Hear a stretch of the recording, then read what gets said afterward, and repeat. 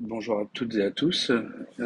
Alors dans ce cours, qui va pas durer tout à fait une heure, on va aborder un nouveau chapitre qui est extrêmement court, qui va s'intéresser à nos nouveaux types de variables. Donc on a vu les entiers, les flottants, on a vu les booléens, on a vu les listes, voilà, un peu les tuples, mais très peu, parce que ça sert très rarement. Tout un ensemble de types de variables et un nouveau type qui s'appelle les dictionnaires.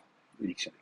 Alors en fait, les dictionnaires, pour faire simple, imaginez, alors ça s'appelle dictionnaire en français, en langage informatique, mais c'est exactement la même notion que le dictionnaire que vous connaissez avec les mots et les définitions des mots. L'idée, c'est de se dire, par exemple, si on veut justement stocker un dictionnaire, le dictionnaire avec les définitions des mots, de tous les mots français, on a deux possibilités à notre disposition, à minima.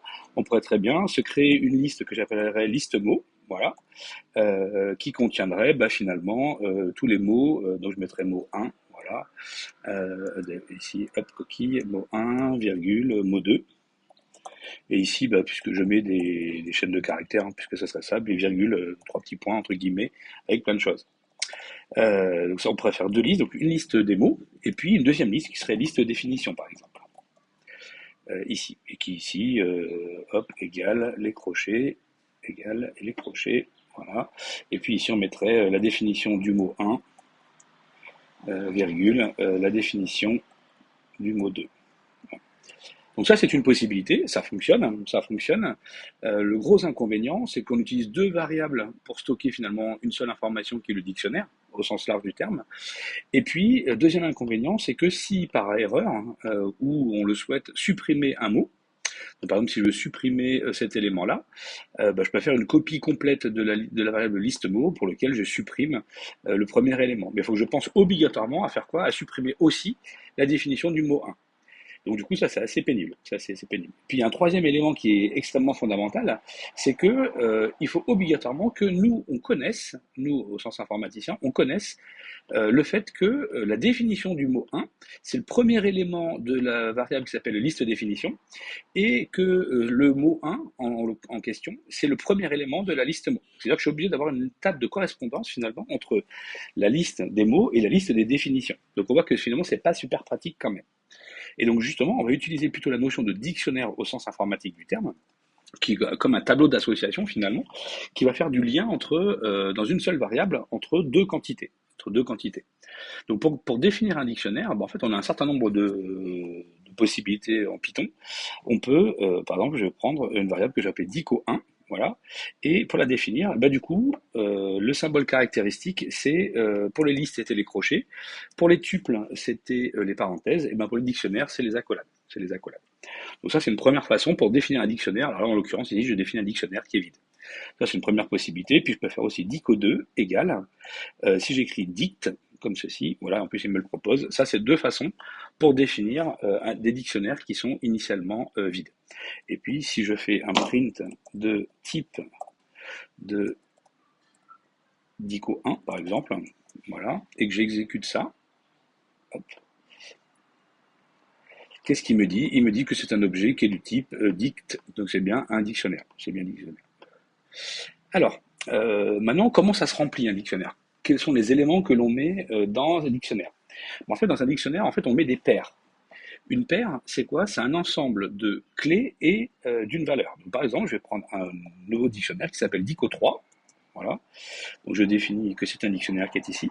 Et ici, simplement, en fait, on va mettre, par exemple, mot 1, deux points, def, mot 1. Voilà. Virgule, et puis bien évidemment, je peux faire la même chose ici, si je reprends la même notion que l'on a fait, c'est comme c'est, voilà, et ici, tomber, voilà, et là, ça serait mot 2, ici. Donc ici, on a la syntaxe. Donc ceci est une paire, et une paire est constituée d'une clé, qui est le premier élément qui se situe devant les deux points, et d'une valeur, alors c'est valeur au sens large du terme, qui peut être une chaîne de caractères, qui peut être une liste, qui peut être un nombre, un entier, un flottant, tout ce que vous voulez. Ça peut même être d'autres dictionnaires, on pourrait imaginer qu'on imbrique des dictionnaires. Donc ceci est une première paire, et ceci est une deuxième paire. Une deuxième paire. Et donc là, on voit bien que finalement, en fait, nous, ce qu'on va faire, c'est dans un dictionnaire, on va manipuler des paires. Et dans la paire, puisqu'on a la clé et la valeur, on va manipuler simultanément le mot, par exemple, du dictionnaire de la langue française et sa définition en même temps. En même temps. Donc on voit que du coup c'est beaucoup plus souple finalement que d'utiliser deux listes comme on aurait pu le faire en Python. En Python. Donc bien évidemment, ça, si je faisais un print de type de Dico 3, bien évidemment, j'aurais la même chose. Alors du coup, je vais prendre un nouveau dictionnaire que je vais faire un peu plus simple, Dico 4, ici, qui est égal à. Donc on va prendre une clé que je vais prendre une chaîne de caractères que je vais appeler A. Voilà. Et la valeur associée à la clé A, je vais dire que c'est 1. Et puis je vais faire la même chose, je vais créer une deuxième clé qui est B équivaut 2, et puis je prends une troisième clé qui est C, et qui je mets 5 comme valeur. Du coup, comment fait-on pour accéder finalement aux valeurs Donc, pour l'instant, j'aimerais récupérer la valeur associée à la clé A du dictionnaire qui s'appelle Dico4. En fait, ça c'est extrêmement simple. Donc, on va faire un print ici de Dico4. Et comme on le faisait avec des listes, finalement, au lieu d'avoir des positions d'un élément dans la liste, on va simplement mettre la clé, qui ici est une chaîne de caractères. Donc ça, je vais le commenter, celui-là. Donc je vais même virer cette définition-là, parce que forcément, Python ne va pas aimer si je fais ça. Si j'exécute ça, donc, hop, voilà, il me renvoie la valeur 1. Il me renvoie la valeur 1, puisque 1 est la valeur associée à la clé A. Et bien évidemment, on peut faire la même chose pour B. Et là, pour le coup, il va me renvoyer, bien évidemment, la valeur de 2. Donc finalement, les dictionnaires, ça fonctionne un peu comme des listes, mais sauf que ce qu'on met entre crochets, n'est plus la position d'éléments dans le dictionnaire, mais la clé. Donc là, on a créé un dictionnaire et puis on sait accéder finalement à des valeurs associées à une clé. Donc on est capable de retrouver, par exemple, sur un dictionnaire au sens premier du terme, les définitions des mots. On définit le dictionnaire avec toutes les clés. Les clés seraient les mots. Et les valeurs associées à ces clés seraient les définitions des mots. Donc on est capable de retrouver les définitions à partir d'un mot qu'on connaît. Donc là, on sait accéder à ça. Si on veut supprimer une clé, alors c'est plus que supprimer une clé, parce que finalement, par exemple, ce qu'on va vouloir, c'est typiquement, j'aimerais que dans mon dictionnaire Dico 4, j'aimerais supprimer par exemple cet élément. Là, du coup, c'est extrêmement simple. On fait del du nom du dictionnaire qui s'appelle Dico 4, ici, et ce que je souhaite supprimer, c'est par exemple la clé B. Donc si je fais ça, et qu'ici je refais un print de Dico 4, ici. Donc la Dico 4, il a 3 éléments, qui sont 3 paires. A, B, les clés sont ABC, les valeurs 1, 2, 4, 1, 2, 5. Et là, je supprime ça, et si je regarde ce qui est dedans, ici, voilà, il me renvoie bien uniquement les deux paires qui sont A égale 1 et C, la valeur qui est 5. Donc on sait aussi supprimer des éléments. Et puis voilà. Alors, maintenant, dans un dictionnaire, du coup, par exemple, si c'est le dictionnaire des mots français, j'ai des millions et des millions ou des dizaines de milliers de mots à ma disposition. Donc du coup, par exemple, il peut être intéressant d'être capable de parcourir finalement chacune des clés, voilà, pour connaître, par exemple, tous les mots qui sont dans le dictionnaire, ou de parcourir toutes les valeurs associées aux clés. Donc là, c'est extrêmement. Du coup, je vais refaire ça et je vais supprimer ça et je vais réexécuter comme ça au moins. J'ai trois paires dans mon dictionnaire. Voilà. Du coup, on va faire une boucle for, parce que du coup, un dictionnaire est aussi itérable, donc on peut parcourir. On va faire par exemple for clé in, pardon, j'ai mis une l'intro, for clé in, et donc ici, je vais écrire dico4.case, case comme qui bien évidemment est la clé, et si ici je fais un print de clé, ici, qu'est-ce qu'il va faire ici, dico4.case, en fait, va contenir, c'est un objet itérable qui va contenir toutes les clés de mon dictionnaire. Donc si j'exécute ça, il va m'afficher A, B et C, bien évidemment. Voilà, ici. Puis le 2, c'était la valeur qui était ici. Donc on peut parcourir toutes les clés. On peut bien évidemment faire exactement la même chose. On va faire for valeur in dico4.values. Et là, comme son nom l'indique, je vais faire un print de valeur ici. Et si j'exécute ça, bien évidemment, il va m'afficher toutes les valeurs qui sont les valeurs associées à chacune des clés de mon dictionnaire. Donc ici, il renvoie bien 1, 2 et 5. On voit qu'on est capable de parcourir toutes les clés, on est capable de parcourir toutes les valeurs indépendamment. On peut aussi s'amuser à parcourir toutes les clés et les valeurs. Toutes les clés et les valeurs. On va faire for clé, virgule, alors je vais mettre un F, mais c'est pas très grave. For clé, oula, valeur. Donc ici, je lui demande for clé, virgule, valeur, in, dico4.items. Et ici, je vais faire un print de clé, virgule, valeur. Valeur, je vais y arriver. Voilà. Et si j'exécute ça, qu'est-ce qu'il va faire? Ben, il va me renvoyer finalement A1, B2, C5. Il me renvoie à la fois la clé et la valeur. Donc en fonction de ce dont on a besoin, si on a besoin d'accéder que aux clés, ben, on utilisera uniquement le mot-clé qui s'appelle dico.case.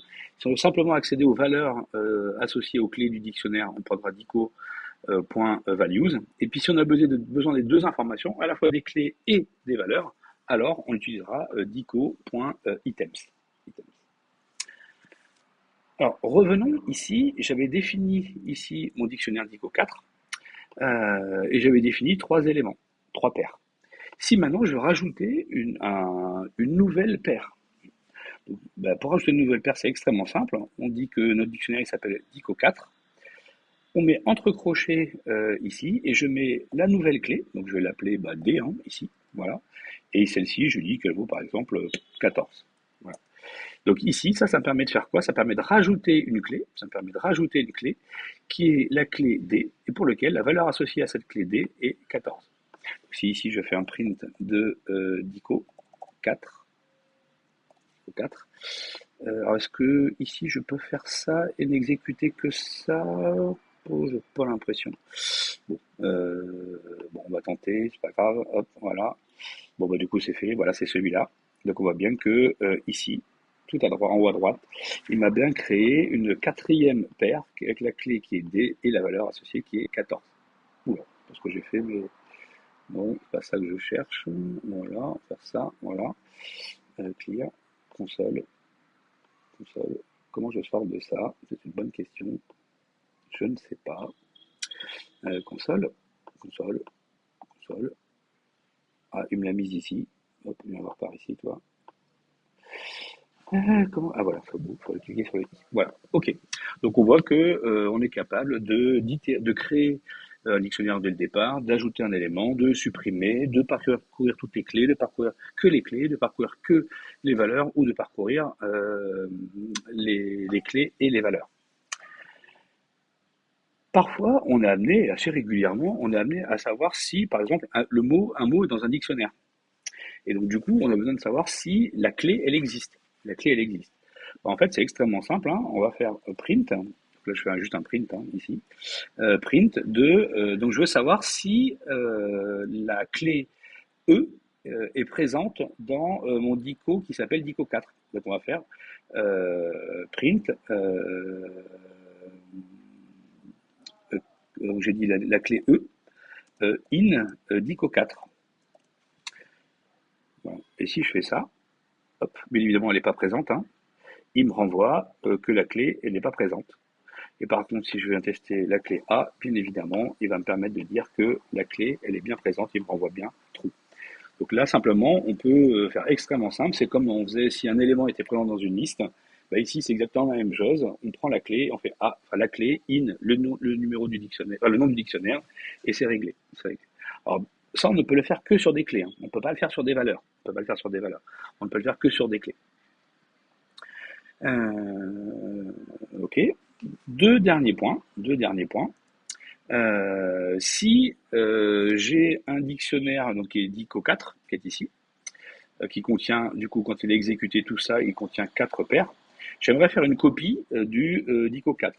Du coup, j'aimerais écrire Dico 5 égale, par exemple, Dico 4. En fait, on va s'apercevoir qu'en fait, ça fonctionne exactement de la même façon que sur les listes. Parce que ici, en fait, on va pas faire une copie profonde. Donc, par exemple, ici, Dico 5, si j'exécute ça et que je fais un print de Dico 5, voilà, hop. Donc, Dico 5, il contient les 4 paires qui étaient exactement les mêmes que dans Dico 4. Et si je fais Dico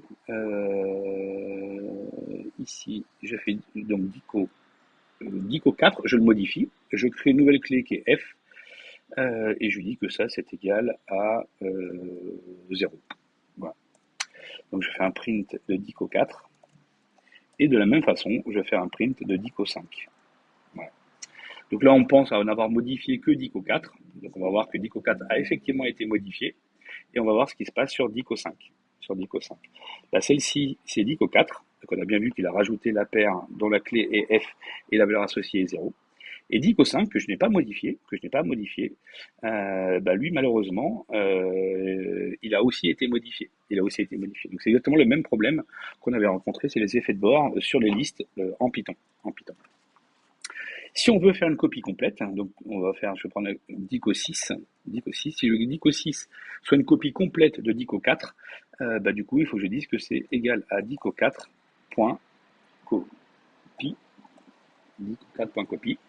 Et ce qui fait que si maintenant je supprime, par exemple, dans dico 4, je supprime la clé, je ne sais pas laquelle, on va dire on va supprimer A, voilà, et que je fais un... Donc là, je vais refaire ça, et ici, je vais prendre ça, hop, pomme C, pomme B, hop, pomme B, et ici, c'est dico 4 et dico 6, voilà. Si j'exécute ça, qu'est-ce que j'ai écrit Ah oui, dico, il n'existe pas forcément, c'est dico 4, pardon, hop, voilà, toc, run, voilà. Et du coup, dico 4, on voit bien que c'était lui, c'est la dernière fois que j'ai fait le print. Donc lui, il a bien supprimé la clé A. Par contre, on voit bien que dico 6, puisque c'était une copie complète, profonde de dico 4, dico 6, lui, il n'a absolument pas bougé, c'était le dictionnaire initial de dico 4. Donc on voit que ça, finalement, c'est assez facile d'utiliser des dictionnaires. Tout dernier élément, et vous reviendrez beaucoup plus en détail l'année prochaine, en deuxième année, sur ces dictionnaires. Vous verrez finalement d'autres avantages que simplement avoir deux listes, entre guillemets, des mots, la liste des définitions. Ça a plein d'autres avantages. C'est un inconvénient. L'inconvénient, c'est que quand je crée, donc là je vais prendre dico 4, je reprends toujours dico 4, mais c'est juste pour, voilà, et, pardon, hop, je vais faire ça, et je veux créer la, la clé qui serait par exemple, je sais pas moi, la liste. Je dis que la clé est une liste 1,2, et ça, je dis que ça, par exemple, c'est égal à 1. Voilà, je mets une valeur au hasard. Donc là, j'essaye de créer une nouvelle paire dont la clé serait la liste 1, 2 et la valeur associée serait 1. Et si j'essaye de faire ça, bien évidemment, ici, il me met un message d'erreur. Il me dit que il n'est pas capable de créer cette nouvelle paire. Tout ça pourquoi? Parce qu'en fait, les clés, ce qu'on met ici, là, ce que j'ai mis, les chaînes de caractères qui sont ici, là, doivent être des objets qui sont non mutables. C'est-à-dire qu'on ne peut pas les modifier. Alors, typiquement, des variables qui sont non mutables, on en connaît, hein, les entiers ou les flottants. Ça pose pas de problème, et c'est non mutable. Les chaînes de caractères, elles sont non mutables. On ne peut pas modifier une chaîne de caractères, rappelez-vous, hein, vous avez fait ça tout au début de l'année ici. Si je prends une variable qui s'appelle chaîne, je dis que ceci est égal à, je sais pas moi, ça, voilà, et j'aimerais modifier la première lettre, la lettre V, et de dire que finalement ça va être un U. Donc je serais tenté de vouloir écrire chaîne de entre crochets 0 égale la chaîne de caractères EU. Si j'exécute ça, bien évidemment, ici, il me met aussi un message d'erreur, qui est ici pour celui-là, c'est que on ne peut pas modifier un objet du type chaîne de caractères. Donc une chaîne de caractères est immuable, immutable ou non mutable. Donc du coup, c'est parfaitement adapté pour les clés des dictionnaires. Donc nous, on utilisera des chaînes de caractères pour les clés. On utilisera des nombres, des entiers, des flottants. On pourra utiliser des tuples. Alors les tuples, c'est comme une liste, mais c'est avec les parenthèses à la place des crochets. Mais une liste, c'est comme un tuple, sauf que les éléments de ce tuple, on ne peut pas les modifier. Donc finalement, une liste, c'est un tuple pour lequel on peut modifier les éléments. Ou un tuple, c'est comme une liste, pour lequel on ne peut pas modifier les éléments qui sont à l'intérieur. Donc voilà quelques propriétés intéressantes sur les dictionnaires. Et puis, du coup, maintenant, vous allez pouvoir faire le TP que je vais vous envoyer, qui de souvenir est le TP numéro 20, voilà, qui est juste une simple introduction au dictionnaire. On n'ira pas beaucoup plus loin, qu'on va manipuler toutes les instructions qu'on a vues dans cette petite vidéo, de voir comment on peut utiliser ces fameux dictionnaires. Et puis, encore une fois, hein, vous le reverrez beaucoup plus en détail l'année prochaine, les autres avantages des dictionnaires.